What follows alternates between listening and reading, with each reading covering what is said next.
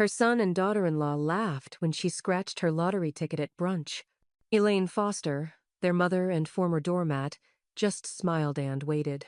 Months later, the lien on their house belonged to her. She'd raised them, fed them, forgave them. Now she was billing Themat full emotional interest, because this time, Mom came with a legal team and a notarized plan. All right, before we dive into this crazy story, do me a favor, subscribe and tell us where you're watching from. The brunch was Elaine's idea, though everyone treated it like an obligation. She chose the Bistro Verde downtown, partly for the polite service, mostly for its cinnamon brioche French toaster, late husband's favorite. The table was already set when she arrived, early as always. She placed a small white envelope next to her water glass, then smoothed out the creases in her navy cardigan. Travis and Rachel showed up 12 minutes late, Travis texting as he sat, Rachel immediately asking if the eggs were cage-free. Miles shuffled in 5 minutes later, apologizing breathlessly, hair uncombed, paint smudged on the inside of his wrist. "Sorry, Mom," he said, kissing the top of her head. Late night in the studio. Elaine smiled. Still creating, that's what matters. Lily was last, but only by a minute, slipping into the chair next to Elaine like a breeze through a cracked window. She hugged her grandma tightly and reached for the menu with one hand, still clasping Elaine's fingers with the other. Conversation drifted like lukewarm coffee. Vacation plans, traffic near Bardstown Road, the cost of gas. Elaine mostly listened. Travis, in a sport coat he clearly thought made him look younger, started reciting something about interest rates. "You still keeping that little teacher's pension afloat, Mom?" Rachel asked, cutting into her avocado toast with robotic precision. Elaine's gaze didn't flinch. "It's enough to keep me fed." Travis leaned forward, fork in hand. "Let me know if you ever want to explore more aggressive options." She just nodded. "Of course." Then, as casually as pulling out a grocery list, Elaine slid the envelope across the table and opened it to reveal a scratch ticket. Rachel chuckled, no warmth, just condescension. "Still holding out for magic money, Mom?" Miles gave a sheepish laugh. "Come on, you're too smart for that stuff." Elaine didn't answer. She simply smiled and tucked the unscratched ticket into her wallet, right beside an old family photo, Thanksgiving, 2003. Everyone younger, smiling for real. Lily leaned over and kissed her cheek. "I hope you win something big." Elaine met her eyes. "So do I, sweetheart. So do I." That night, the kitchen smelled like lemon balm and old wood. Rain tapped lightly on the windows, not enough to be urgent, just enough to be noticed. Gloria sat at the opposite end of the table, sipping from a chipped mug of herbal tea. She'd known Elaine since the Carter administration and knew better than to ask why the envelope had reappeared between them, now opened. Elaine peeled back the silver scratch film with the corner of a paring knife, slow and precise. "You ever notice," she said softly, "how people only laugh when they think you've already lost?" Gloria raised an eyebrow. "Some people laugh so they don't choke on their own smug." The first number, 12. The second, 12. Gloria leaned in. "Well now." The third, 12. They both stared at the card. Silence stretched across the laminate table like fog. Elaine stood, walked to the sink, and rinsed the knife. Her hands didn't shake, not even a little. Gloria held the ticket delicately, like it might burn through her palm. "3 matches?" Elaine nodded. "3, and the prize field is sealed. Gonna scratch it?" "No," Elaine said, drying her hands. "Not yet." Outside, the rain thickened, splashing down onto the garden boxes Elaine had built herself the spring after Harold died. She walked back to the table, slid the ticket into a new envelope, sealed it with a press of her thumb, and tucked it into the recipe box labeled casseroles. Gloria blinked. "That's your next move?" Elaine pulled the kettle off the burner. "Everyone laughed today, Glo. Every single one of them." Gloria swirled the last of her tea, studying Elaine's face. "Not Lily." Elaine looked up, a small smile playing on her lips. Number not Lily. There was a new light in her eyes now, not joy exactly. Something deeper, older, determined.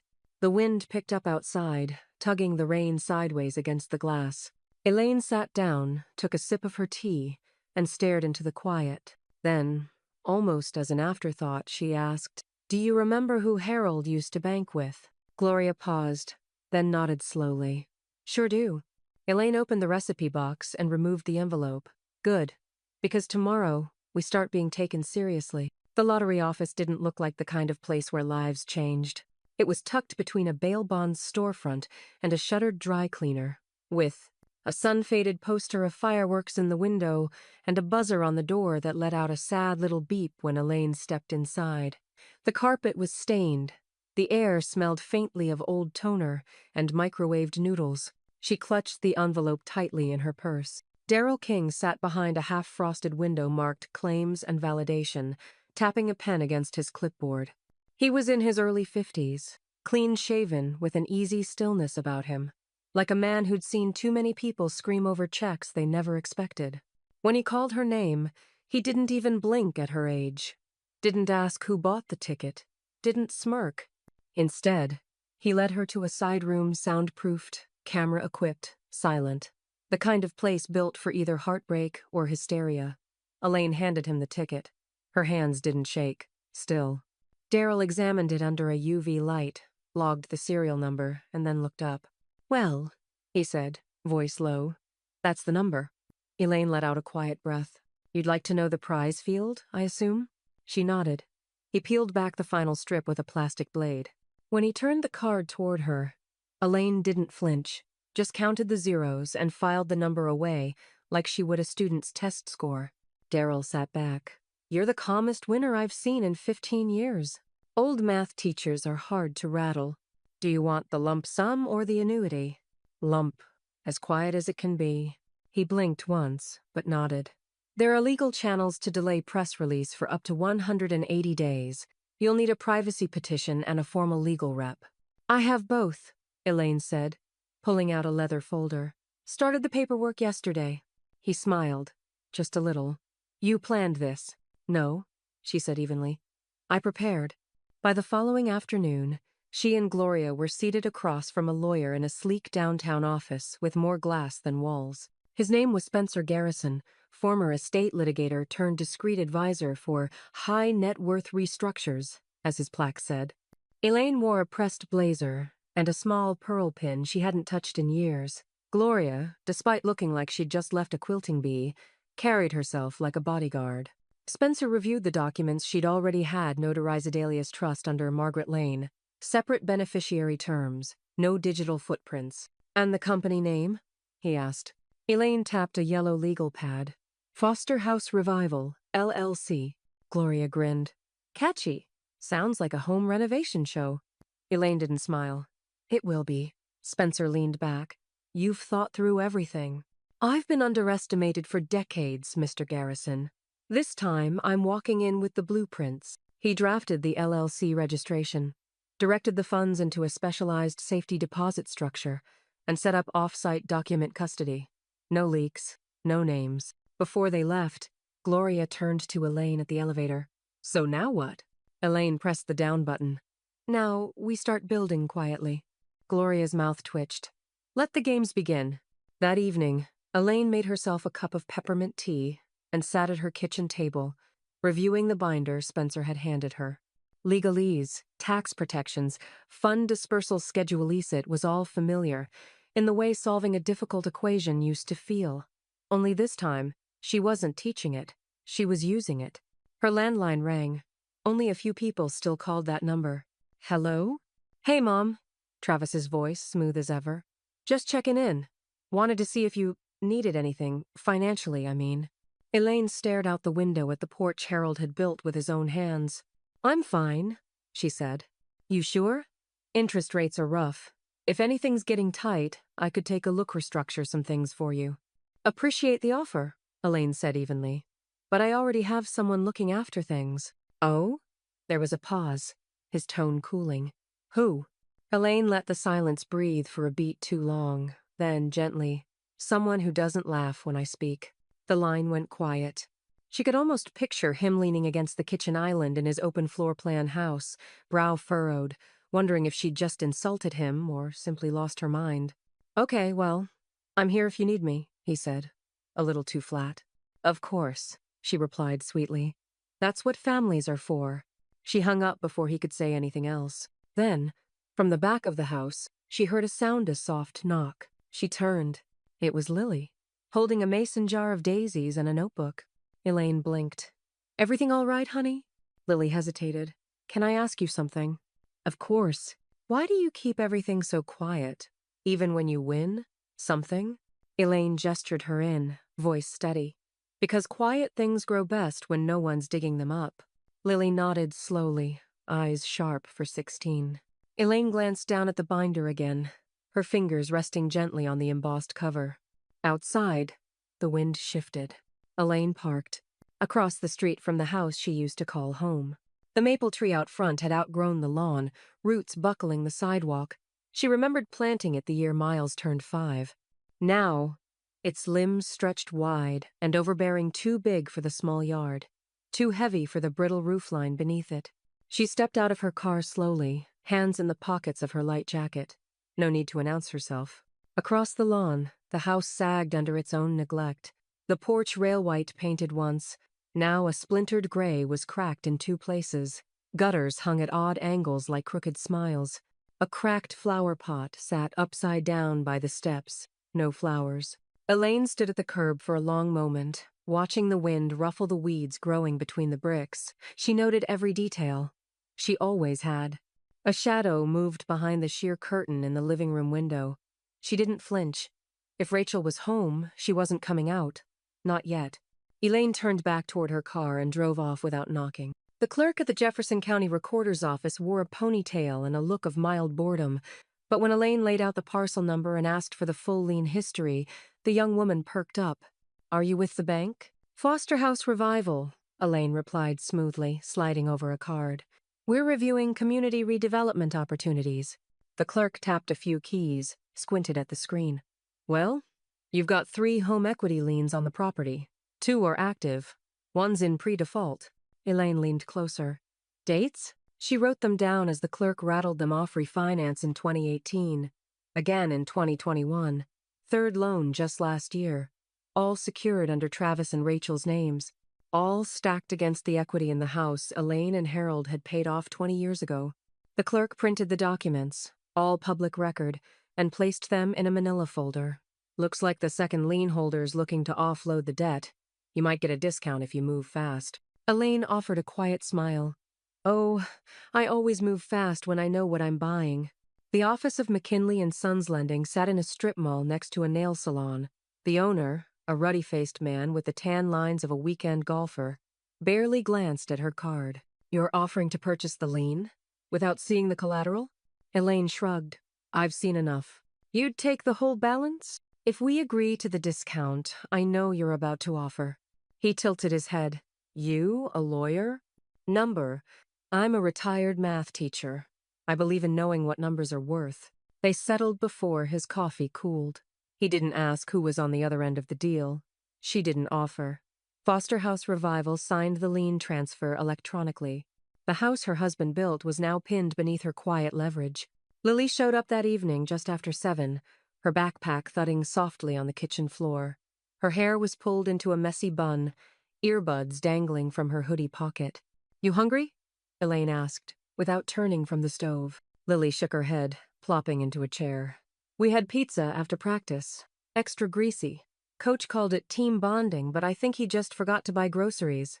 Elaine set 2 mugs of chamomile tea on the table anyway. Lily's fingers toyed with the steam rising from hers.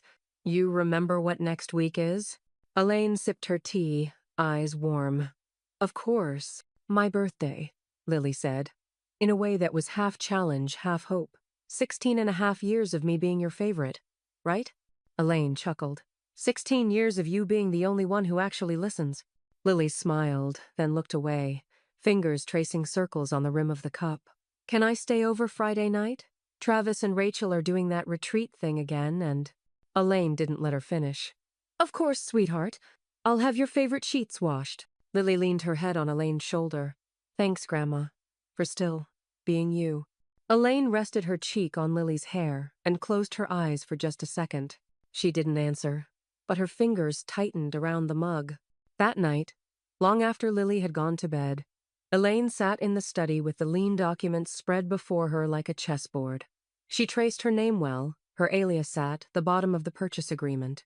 The ink had barely dried. The house Travis thought he controlled was now one missed payment away from her pocket.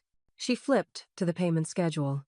The next due date was in 11 days, and she had no plans to let it pass unnoticed. The restaurant was too trendy for Elaine's taste-whitewashed brick walls, Edison bulbs dangling from copper pipes, and a menu that described chicken as locally emotional.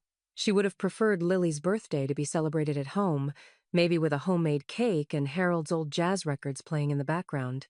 But Rachel had insisted. "It's what teenagers like now," she'd said. "Urban, Instagram, friendly." Elaine had quietly paid for Lily's dress light blue, vintage-inspired, not Rachel's pick. Lily had smiled wide when she tried it on. That was enough. Now the Foster family filled a long reclaimed wood table in the private room, under a chalkboard sign that read, "Happy Sweet 16, Lily," in cursive handwriting someone had clearly been paid to fake. Lily sat in the middle, glowing under soft light, trying to navigate the split between her dad's stiff pride and her grandma's quiet warmth. Elaine sat at the far end of the table, next to Gloria, who had brought her signature gift, a stack of used books tied in twine and an envelope. She slid the envelope discreetly under Elaine's napkin when no one was watching. Travis raised his wineglass halfway through the meal. "To Lily," he said with the kind of performative charm that made Gloria roll her eyes. "You've got your whole future ahead of you, and thanks to some smart financial moves, we're building one hell of a foundation." Elaine didn't respond. She buttered a roll slowly, methodically. Rachel reached across the table and tapped Elaine's hand, holding up a folded bill. "Oh, by the way, Mom, can you cover the caterer's final invoice? They wanted a check tonight. You know, since you've got that steady pension." Elaine blinked once, then reached into her bag without a word. She pulled out a checkbook, careful to peel off the top carbon copy so Rachel couldn't see what else she'd written recently. She scribbled out the amount, $528.74, plus tip-signed it, Elaine M. Foster, and slid it across the table.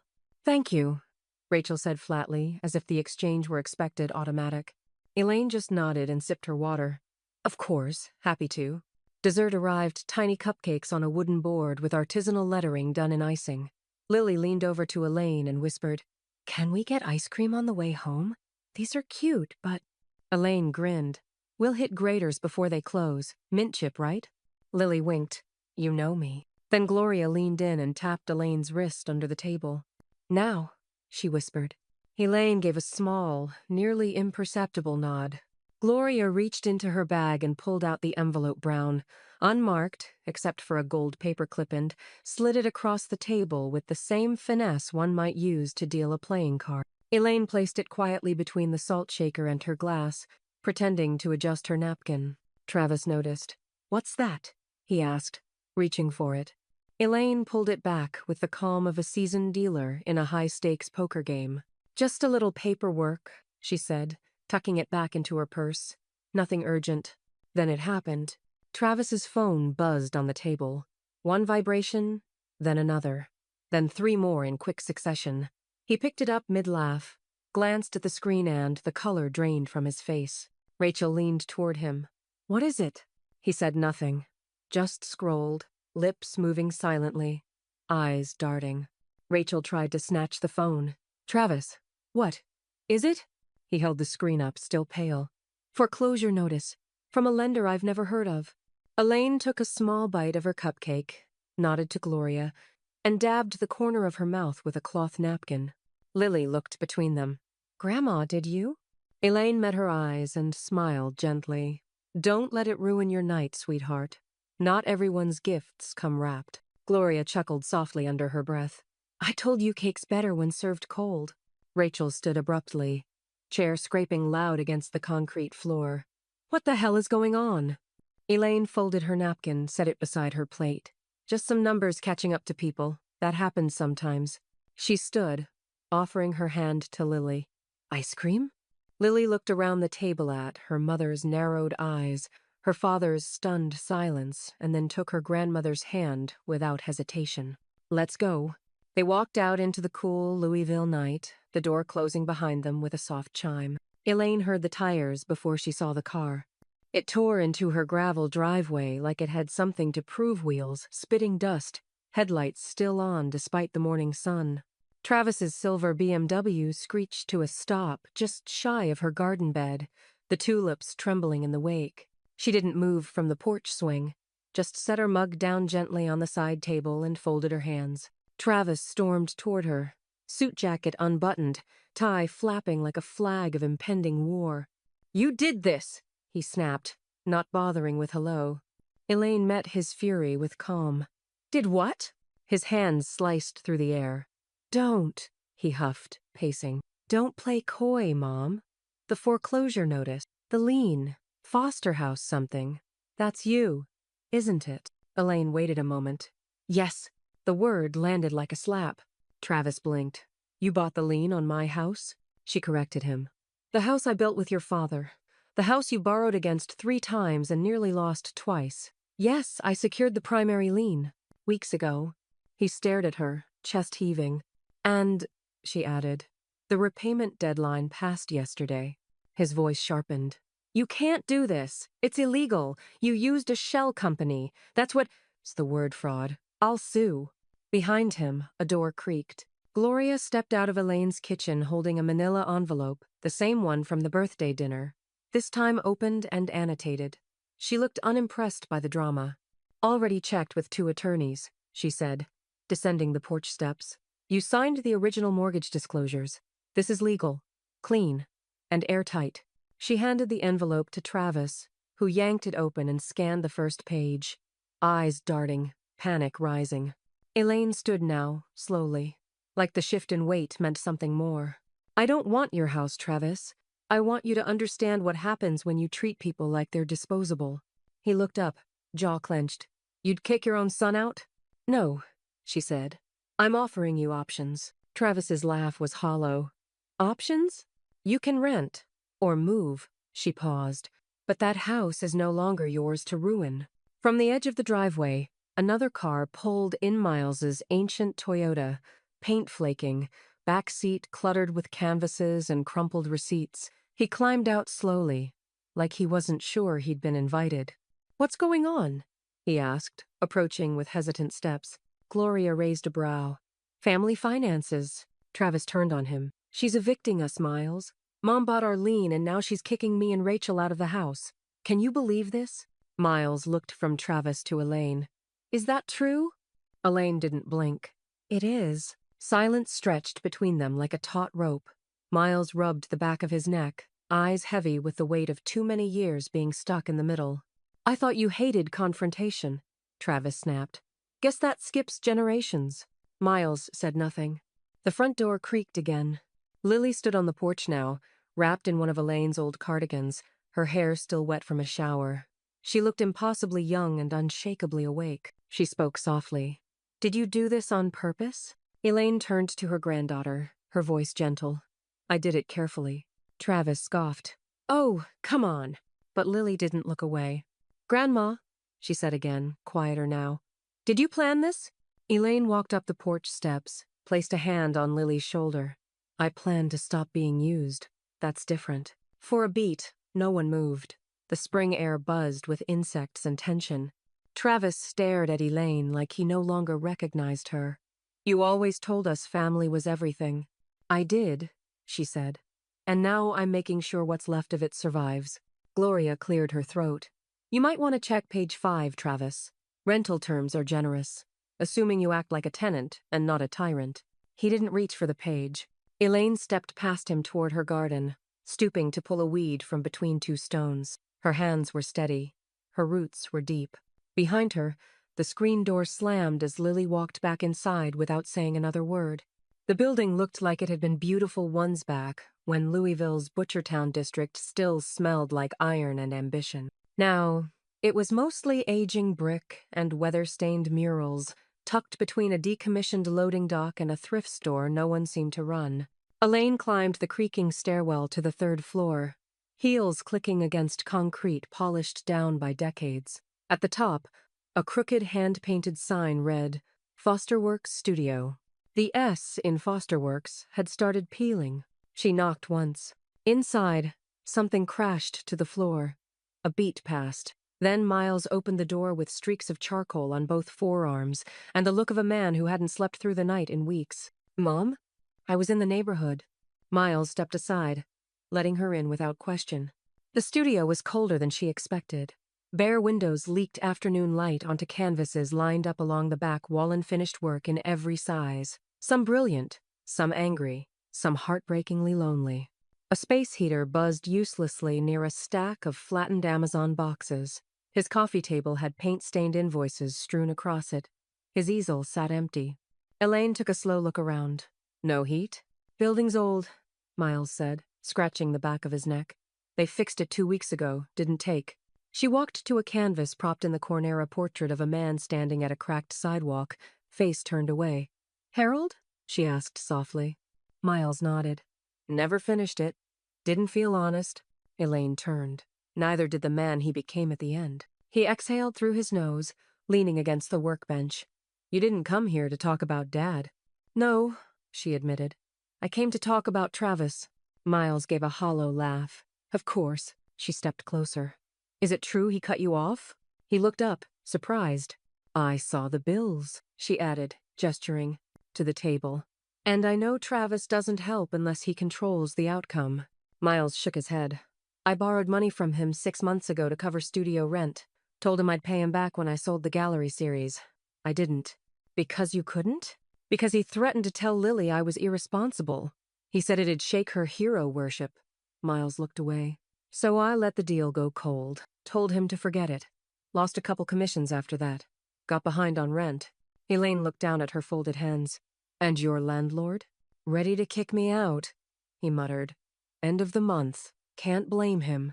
Elaine took a breath, then reached into her bag and pulled out a folded lease agreement and a certified cashier's check. Miles frowned. What is that? Your new lease. 1 year. Paid in advance. Through Foster House Revival. He blinked. You what? She handed him the paperwork, letting him read the letterhead. His eyes scanned the details, confused, cautious. You paid it off? He asked quietly. Yes. He looked up, voice cracking. Why are you helping me?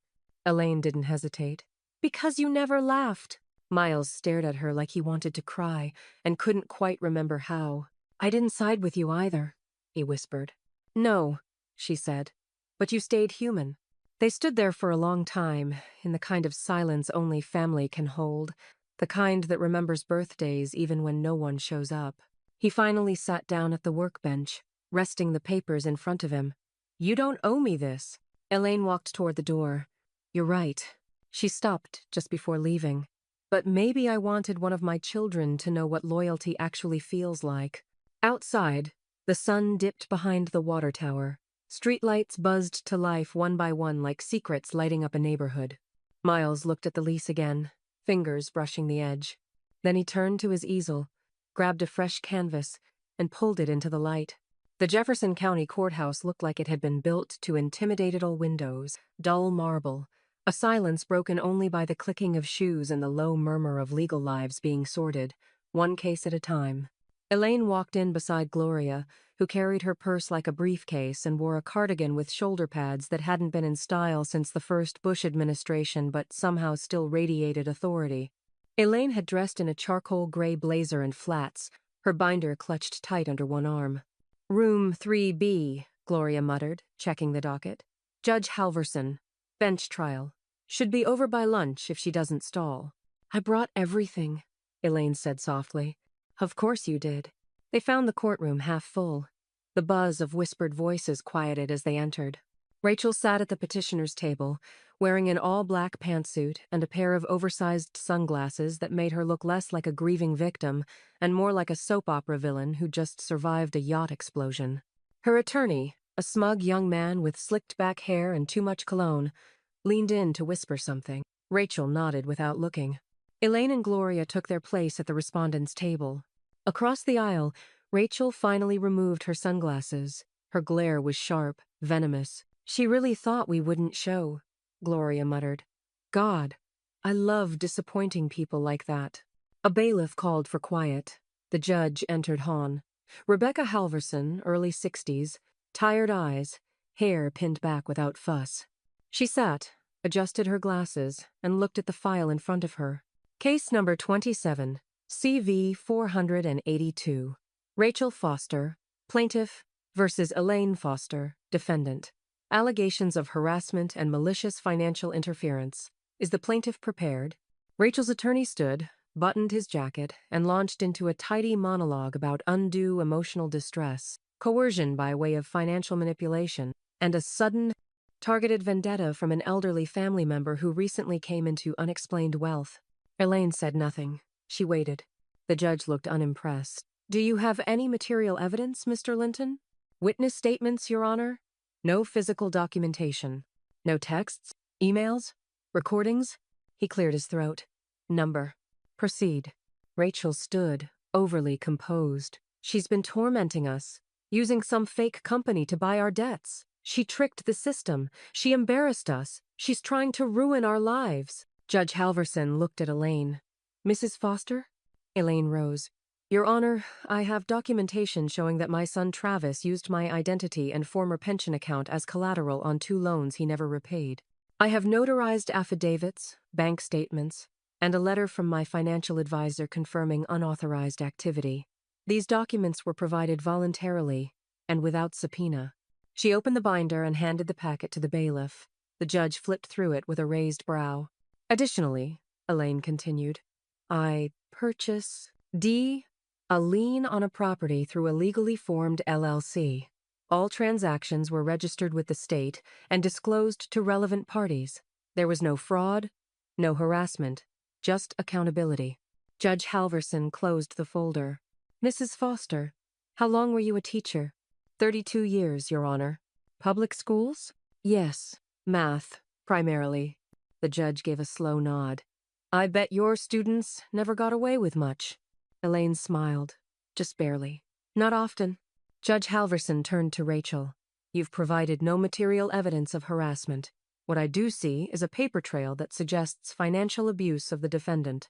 If I were you, Miss Foster, I'd tread very carefully before stepping back into this courtroom.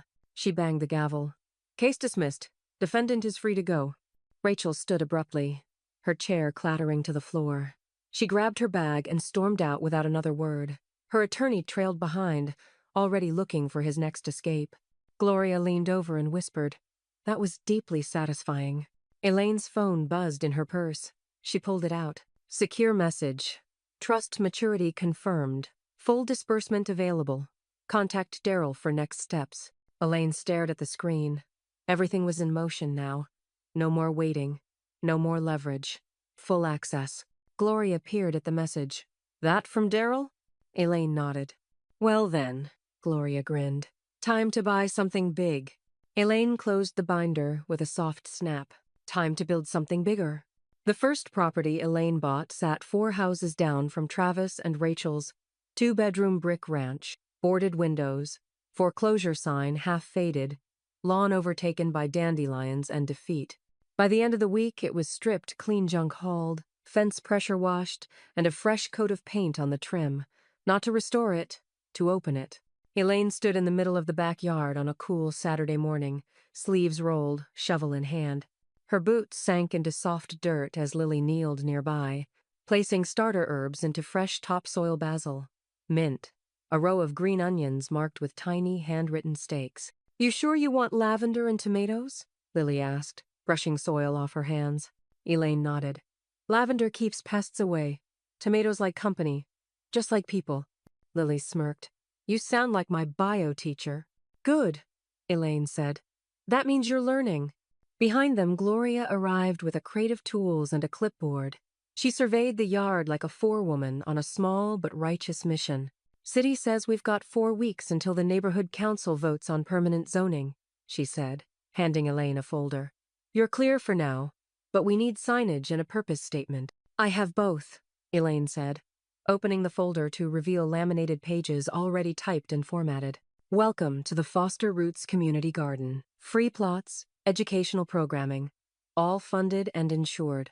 Lily leaned over to peek. You already wrote the mission? Elaine handed her a copy.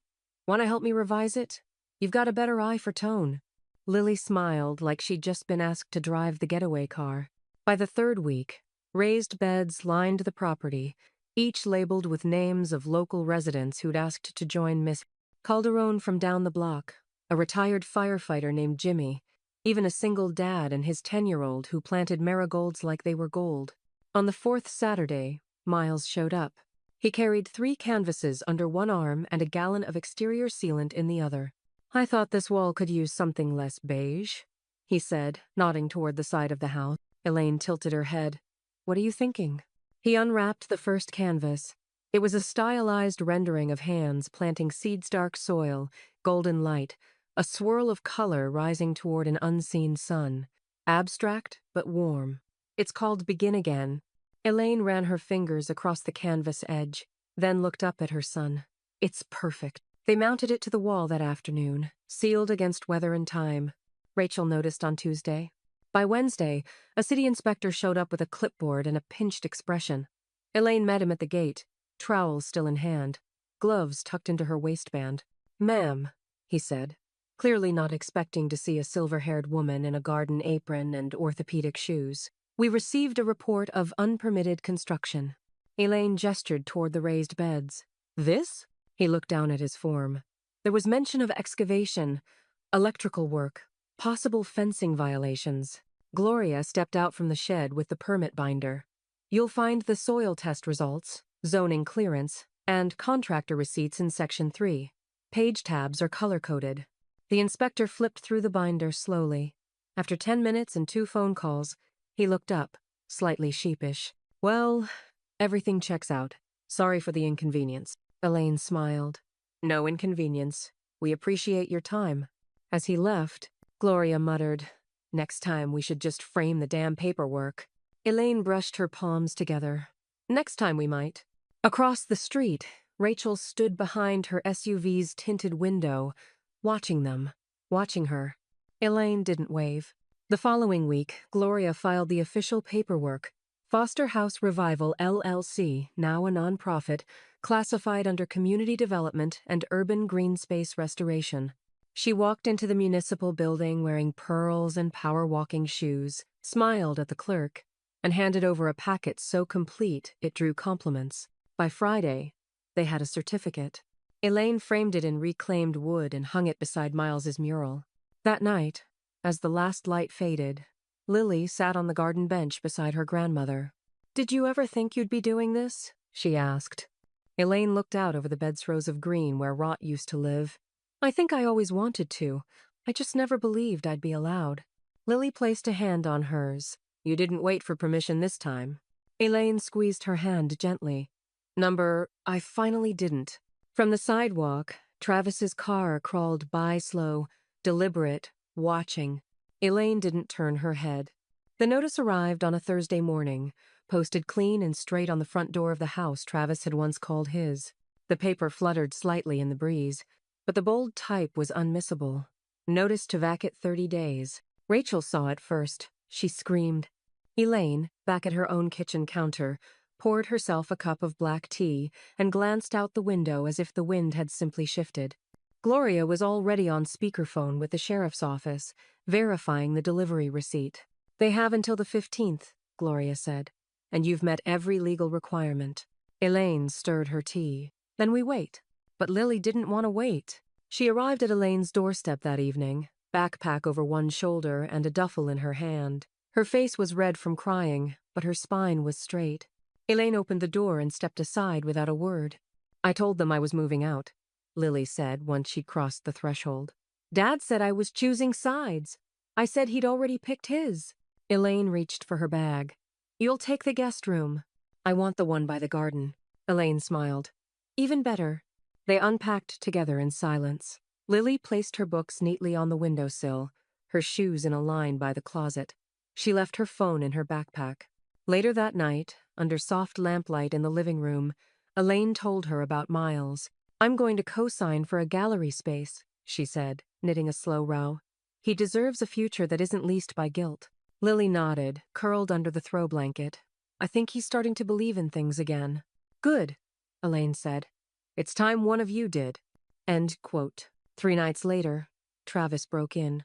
It was just after 11 p.m. Elaine had gone to bed early, but Gloria never, one to trust anything to luck, had installed motion sensors at both the front and back gates. Her phone lit up before the door ever creaked open.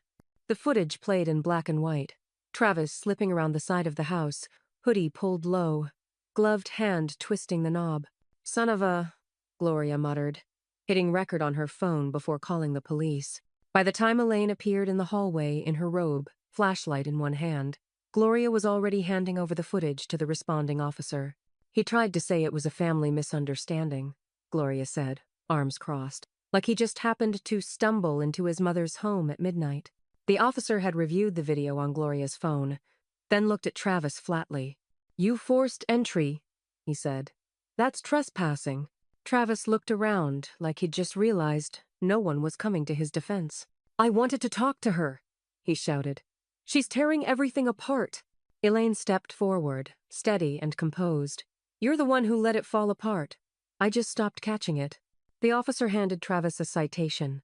"You'll be contacted by the court within 10 business days. Suggest you stay off this property." As he was escorted off the porch, Travis turned back to Elaine. "You think Lily's going to stay loyal to you after this?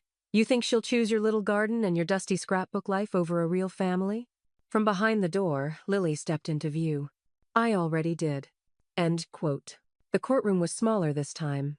No marble, no fanfare. Just vinyl chairs, a folding table, and a part-time judge with a day job in real estate law. But Lily dressed like it mattered a navy blazer, her hair tied back, notes handwritten in a soft leather notebook. Elaine sat behind her. Rachel didn't show. Travis represented himself. His voice cracked when he called the situation a misunderstanding. Lily read from her notes without shaking. She listed dates, messages, voice memos, the sudden cutoff from her tuition account when she moved out, the threatening voicemails after the eviction. At one point, she looked directly at her father. "I loved you more when you weren't trying to own everything." The judge ruled in her favor, protective order granted, along with small claims compensation for damages to Elaine's door. Afterward, Lily and Elaine stood on the courthouse steps, the late sun spilling gold across the pavement.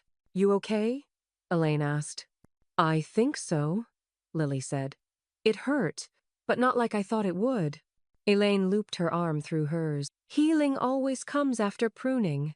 A silver SUV idled across the street. Travis was behind the wheel, watching, jaw clenched. Elaine met his gaze. She didn't blink. It started with a phone call from Spencer Garrison. Elaine was trimming back basil in the garden when her cell buzzed in her apron pocket. She answered on the third ring. "I've reviewed the trust activity you flagged last month," Spencer said without preamble. "The internal audits led to something larger. Travis's company is under active investigation." Elaine didn't speak, just waited, letting the information land like rain on stone. "There's evidence," Spencer continued, "of expense fraud, commingled personal purchases on company credit, and, more concerningly, cash withdrawals through shell vendors. One of the shell accounts is in Rachel's name." Elaine set the shears down carefully on the garden bench. "How bad is it?" "The feds have it now. His accounts are frozen pending review." Elaine closed her eyes. "Thank you, Spencer. Please forward the full audit package to Daryl for safekeeping." "Yes, ma'am. I do." By Monday, the news broke inside the local business circle. Foster Financial Group under internal review. Assets temporarily frozen pending federal inquiry. The article didn't mention Travis by name, but anyone in Louisville finance knew. Clients panicked. A quiet hemorrhaging of trust. It was all very civilized, very quiet. The kind of slow bleed that leaves a man no scars, just a reputation too fragile to patch. Miles heard about it from a friend who still did contract design work for the firm. He came by that evening, dragging a six-pack and a look of guilt that aged him 5 years. "I talked to him," he said, sitting on the porch steps. "He says it's all just political. Office rival got jealous. He's spinning it like it's nothing." Elaine sipped her tea, eyes on the dusk setting in over the garden. "But you don't believe him," she said. Miles shook his head. "I don't think even he believes him anymore." He leaned forward, elbows on knees. He asked if I'd front some cash just until the hold clears. "Mom, I think he's drowning." Elaine didn't respond right away. Then, quietly, "Some debts aren't yours to carry, Miles." He nodded slowly, but it hurt. She could see that. "I hate watching him sink." Elaine looked toward the tomato vines, heavy with fruit. "So did I. For years. She stood, brushed off her hands. Let him learn how it feels not to be rescued. I do. 2 days later, Rachel vanished. Gloria delivered the news while unpacking a case of seed catalogs at the community garden's tools shed. She's gone, Gloria said, dropping a file on the bench beside Elaine. Packed a bag, drained the last joint account, left Travis a note that said, I warned you about paper trails. Elaine opened the file. Inside were stills from Daryl's Records 3 shell accounts traced to a Delaware P.O. box, all with Rachel's name as primary manager. The funds had been quietly moved, right before the audit froze the rest. Elaine stared at the signatures. Neat? Consistent? Rehearsed? Gloria whistled. She always did strike me as the type to start the fire and bring her own marshmallows. Elaine folded the file shut. Let her run. She was never built to stay. I do. That Saturday, Lily came into the kitchen with an armful of flyers from the community college downtown. Elaine looked up from her crossword. What's all that? I went to the info session you marked on the fridge. Elaine smiled. I thought you might. Lily dropped the stack of brochures onto the table, then placed one specific form in front of her. Pre-enrollment application. Accounting and ethics concentration. Elaine raised an eyebrow. You sure? Lily nodded. I want to understand how people move money, how they hide things, how to stop that from happening to other people. Elaine studied her granddaughter's face clear-eyed, calm, fierce. She slid the folder closer. Then let's get you started. They filled it out together over peanut butter toast and chamomile tea. By nightfall, it was sealed, stamped, and set beside the outgoing mail. I do. That evening, Gloria called. I just spoke with Spencer. Federal agents may be looking to file charges against Travis as early as next month. Wire fraud, tax evasion, and possibly accessory laundering if they tie Rachel in far enough. Elaine closed the notebook on her lap and stood at the window. Travis's SUV was gone from the street. Had been for days now. But Miles's truck was parked in front of his new gallery, space windows lit, life blooming. And Lily's bedroom light was still on, her music faint but steady through the drywall. Elaine exhaled. The storm had thinned. For now. The morning was still, the sky draped in soft gray, one of those Kentucky spring days that carried more memory than weather. Elaine walked alone, slow and steady, through the garden path that now ran behind the renovated duplex she'd quietly purchased in February. The trees she and Lily had planted weeks ago were beginning to take. Tiny leaf buds reached upward like fragile green promises. She paused beneath the first sycamore. Miles had carved a small copper plaque for it that read, Growth takes root in silence. Her cane tapped softly on the stone pathway as she moved past the raised beds, empty for now, waiting for new hands to find them. A robin chirped from the garden fence. The wind brushed lightly against her collarbone. It felt like breath someone else's. She wore Harold's old denim jacket, the one he'd sworn was too worn to throw away and too stiff to break in. She'd washed it once since his funeral, then stopped. His scent had faded, but the shape still held him. By late morning, she was at St. Bridget's Cemetery, standing beside the modest headstone where Harold had rested for almost 7 years. She knelt, slowly, one hand pressed to the grass. Well, she said, voice low, I did it. She looked down at the ground like he might rise to answer. I tried to be fair. I tried to be quiet, but I was tired of being buried with you. A breeze passed, brushing her cheek. She imagined him smirking in that way he did when he'd lost an argument but wouldn't admit it. I used the money, she said. All of it. Not for them. For what should have been protected a long time ago. She touched the top of the stone, her palm lingering. You always told me I was the steady one. Turns out, I'm the storm, too. I damn. That afternoon, Miles stopped by unannounced. He came through the back gate with paint on his fingertips, and a long, rectangular package wrapped in brown paper under one arm. I figured it was time you had something that didn't come with a receipt, he said, setting the package on the kitchen table. Elaine unwrapped it slowly, careful not to tear the paper. The canvas was stark but tender. A solitary figure in a garden, barefoot, surrounded by half-grown trees, in her hands roots, uplifted, cracked, raw, and glowing. The title was scrawled in white at the bottom corner. Reclaiming. Elaine swallowed hard. It's not literal, Miles said, but it's true. She ran her fingers along the canvas edge. You found me in this. No, he said. You let me. I damn. 2 days later, Lily came home beaming, envelope in hand. Elaine was sorting donations for the garden library when Lily sprinted across the yard like a child half her age, breathless. I got it, she gasped. Elaine stood slowly. Got what? Lily handed her the envelope, shaking. The scholarship, $7,500, for financial literacy and ethics. I wrote about you. Elaine blinked. About me? Lily pulled out the printed essay, folded neatly. When quiet isn't weak. What my grandmother taught me about accountability. Elaine sat down hard on the bench. Lily knelt beside her, voice low. You taught me that kindness doesn't mean surrender, that being silent doesn't mean you're asleep. Elaine looked at her with a depth that reached past pride. You earned this, Lily. Don't make me the reason. You're the root of it, Lily said. I damn. That weekend, Gloria arrived with something wrapped in butcher paper. You know, she said, placing it down on Elaine's table, we never did name the foundation. Elaine unwrapped the plaque carefully. Burnished bronze, bold serif font.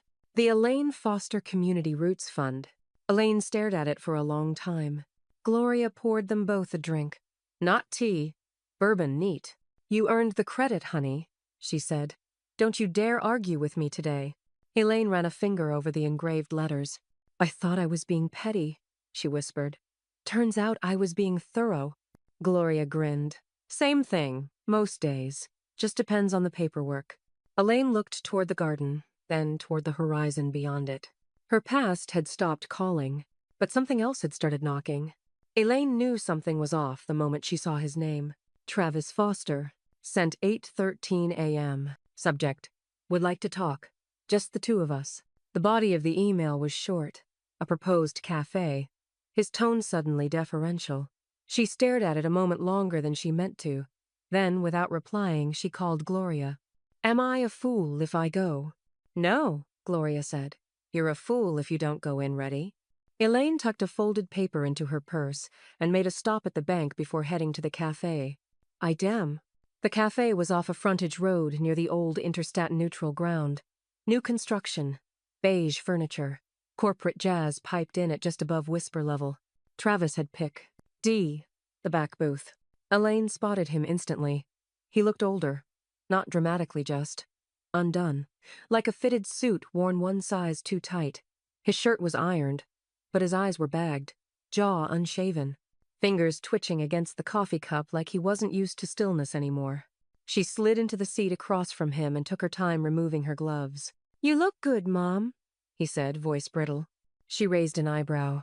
You look like you've been trying to convince people you're not drowning. Travis gave a dry, humorless chuckle, still straight to the gut. I learned from the best, she said, folding her hands. He nodded, looked down. I just wanted to talk. Apologize, maybe. Elaine didn't reply. I lost everything, he said, voice soft now. My career, Rachel, the house, my name. I don't even know where Lily is applying to school. You didn't ask, he swallowed. I didn't mean for it to go this far. That's the thing about damage, she said. It never means to.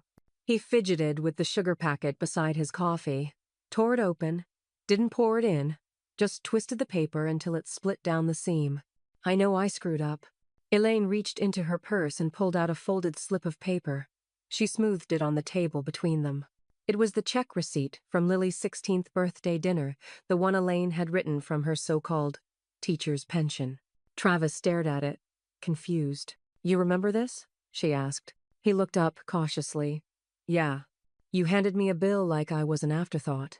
After a lifetime of bills, I paid without ever asking who'd ordered what. She slid the paper forward. That brunch? That was the moment I knew you didn't see me anymore. Just a balance sheet. Travis opened his mouth to speak, but Elaine cut him off. You weren't my son that day. You were a creditor. Silence thickened between them. Then, she pulled out an envelope. Inside, a check for $1, neatly written, signed. No memo line. She laid it in front of him. He stared.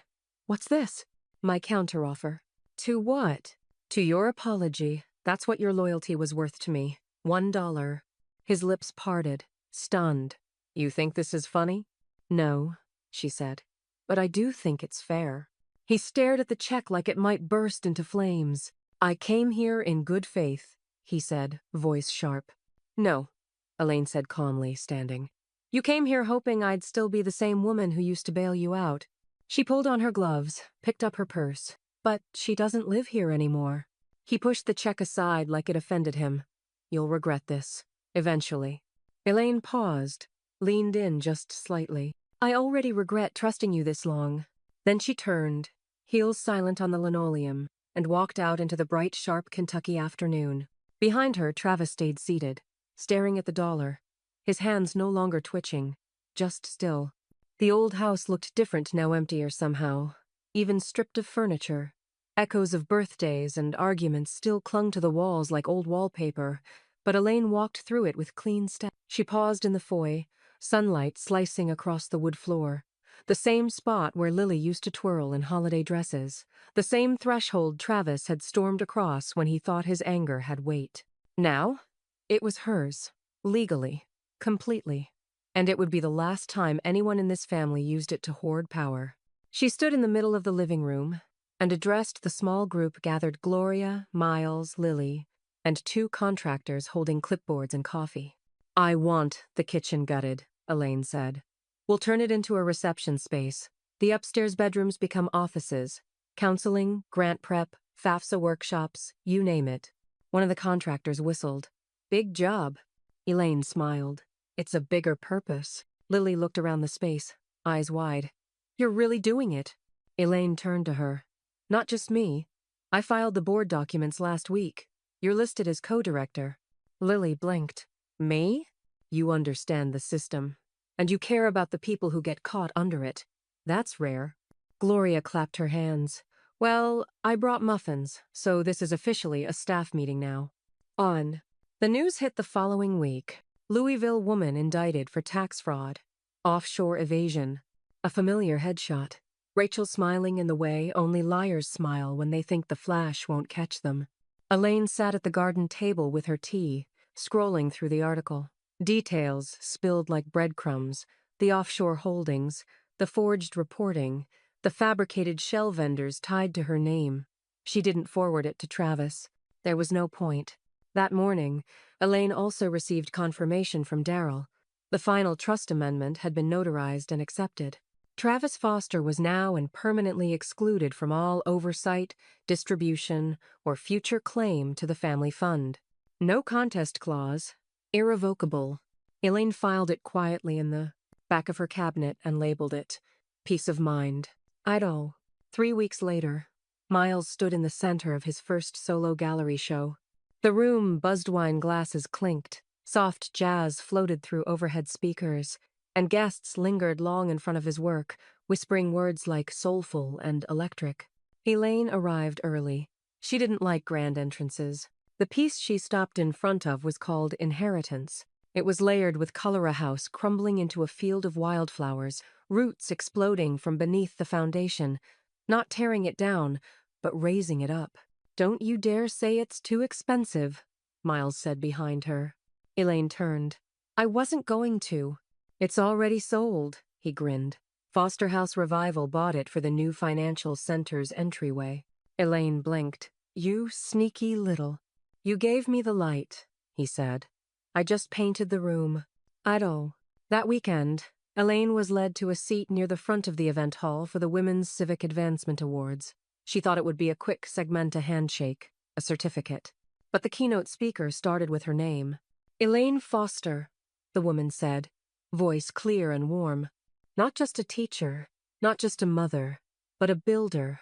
A woman who taught us that sometimes the sharpest kind of power is the kind that blooms slowly, quietly, and irrevocably." Applause. A standing ovation. Elaine blinked, stunned. Then Gloria tugged her elbow. "You heard the woman. Get your flowers." Elaine rose, walked to the stage, and accepted the plaque Lifetime Civic Impact, Elaine Foster. She turned to the crowd and spoke only one sentence. "I wasn't trying to make noise. I was trying to be heard." Lily and Miles were in the front row, both standing. "Idaho." Later that night, in the quiet of her kitchen, Elaine poured herself a glass of wine and looked at the family photo still taped inside a cabinet door from a different life, where people smiled for cameras but not each other. She didn't take it down, but she did pin something beside it, Lily's scholarship letter. A knock came at the front door. Elaine walked slowly to open it. Outside, a man in a pressed shirt stood with a sealed envelope. "Mrs. Foster? You've been named in a federal advisory panel request. They'd like you to consult on national community development programs." Elaine tilted her head. "Is there pay?" "Yes, ma'am. And a travel stipend." Elaine opened the door wider. "Then I suppose I've got one more garden to grow." It aired on a Sunday night prime slot, just after the national news but before anything too glossy could wash it away. The title card faded in over a soft piano score. "The woman who played the lottery and won back her life." Elaine didn't say anything. She just sat in her armchair, slippers on, mug in hand, the tea long cooled but untouched. The only other light in the room came from the television screen and the low hum of the dishwasher cycling in the kitchen. Lily's voice began, steady but cracked at the edges. "My grandmother never raised her voice. That's the first thing people get wrong." On screen, B-roll rolled of the community garden hands in soil. Children laughing beside sunflower stalks taller than they were. Then shots of the old Foster house, now the financial aid center. Its porch painted a soft, deliberate green. Lily's voice continued, this time over archival photos. Elaine as a young teacher, holding infant Miles in a rocking chair, standing beside Harold, squinting into the sun, proud and tired. She taught math, but what she really taught was how to carry yourself without letting anyone carry your worth away. Elaine breathed in, shallow and slow.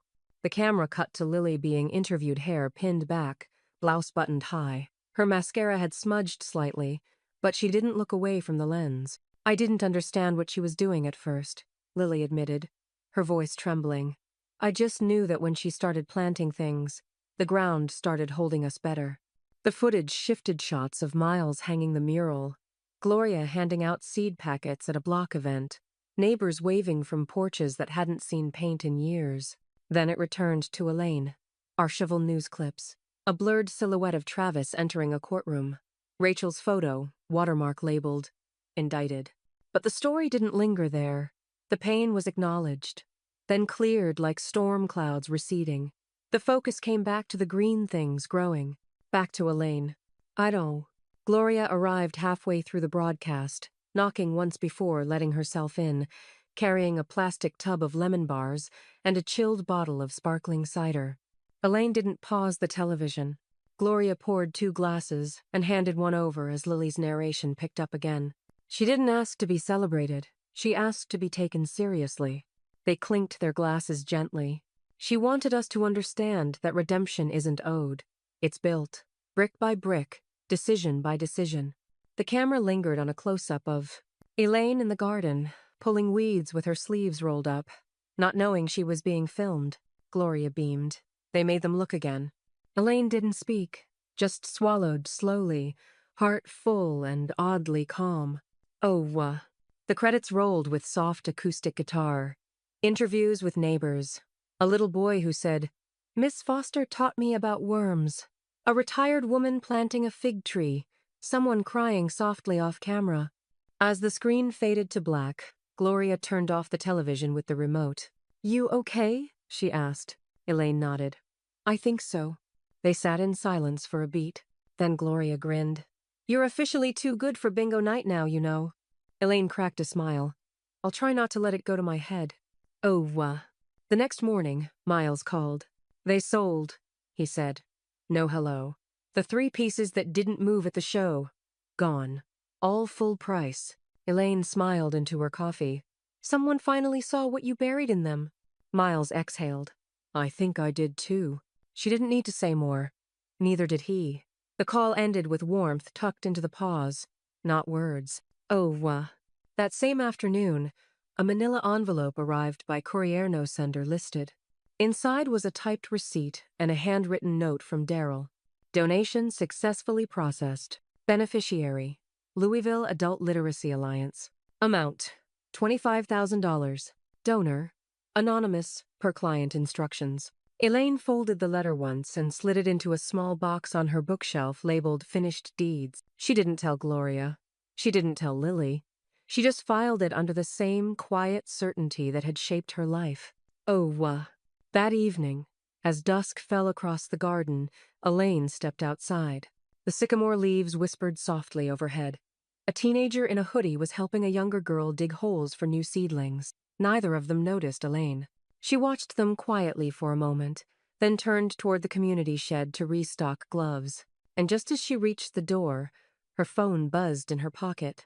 A name lit the screen she hadn't seen in months. Travis Foster. She didn't answer, but she didn't delete it either.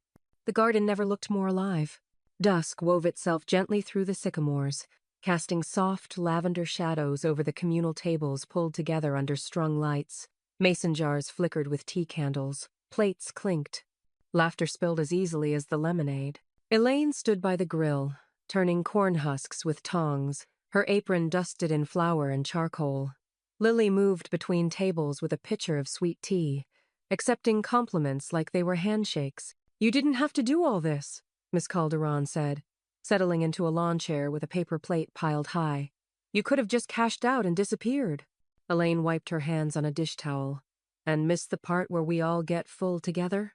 A retired postal worker raised a glass to Elaine Foster, who turned dirt into dignity. More glasses followed. Someone whistled. Someone else yelled, "And the tomatoes don't taste like despair anymore." The laughter was real, root deep, and Elaine for once didn't deflect it. She just let it land.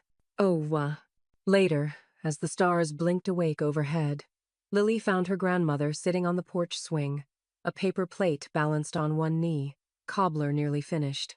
She sat beside her, slipping off her shoes and pulling her legs up. Tonight felt like. Lily trailed off. "A second draft," Elaine said softly. "Of the life we were supposed to have." Lily turned her head. "Do you ever regret not telling them sooner? About the ticket? About any of it?" Elaine took a slow sip of mint tea, the ice long melted. "They would have called it luck," she said. "Treated it like a glitch in the system, like I didn't earn the right to use it how I did." She smiled then, not unkindly. "Let them think it was random. They never understood the odds." Lily rested her head on her shoulder.